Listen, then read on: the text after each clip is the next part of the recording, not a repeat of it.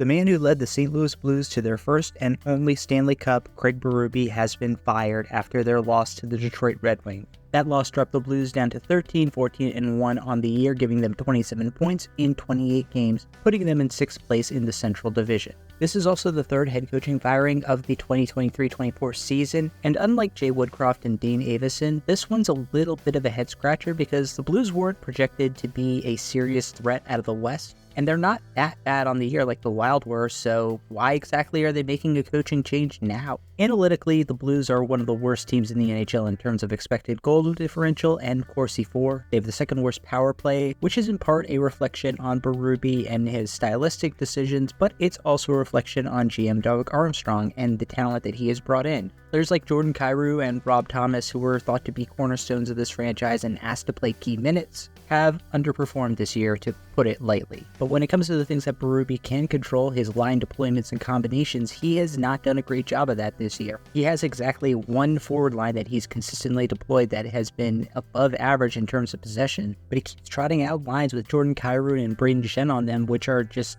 not performing well this year, and he's out and out refused to play them on a line with Kevin Hayes, which has been the most effective line combination for the two of them. As far as his defensive pairings, yeah, I really can't blame him. Nothing is working on defense. But the fact that the Blues are struggling so mightily, despite the fact that Jordan Binnington is actually playing really well this year, is undoubtedly a big reason why Craig Berube was axed. But ultimately, I don't really think that the Blues' struggles this year are on Craig Berube.